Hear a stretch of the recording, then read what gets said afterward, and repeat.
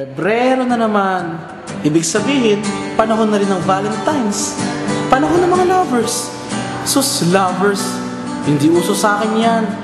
Sabi nila malungkot daw ang Valentine's pag single ka. Di man ako naniniwala. Ano ka ba? Maraming dahilan para maging masaya kahit single ka. Di ka naniniwala?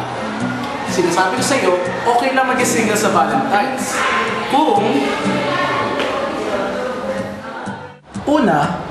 Kung busy ka sa thesis.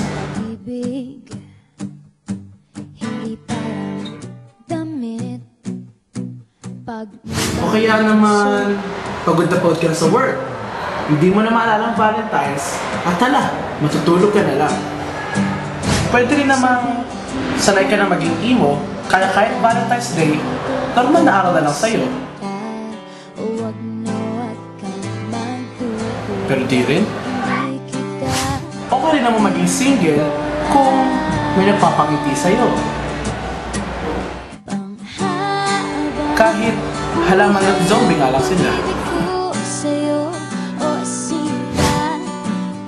Okay lang maging single basta may nagmamahal naman sa'yo. Ang sarili mo. Higit sa lahat, okay lang maging single sa Valentine's kasi may gastos ka. Libre. Ito pa isang libre. Sa February 14 at 15, kadate mo ang Philippine Film Society sa Clara and Recto Hall. May mga movies para sa lahat. Para sa mga single, taken, it's complicated, at kahit anong status pa meron ka. Kaya kita-kita tayo ha!